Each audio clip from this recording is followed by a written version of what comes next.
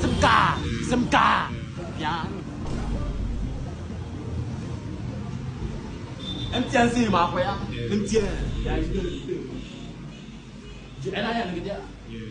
Kaya na apa SMK dan communicate to the mass, na itu communicate to the people, ngomong bayar smart. SMK, bien. Em tient sih ma frère, em tient. Ya itu. Jadi enak ya gitu ya.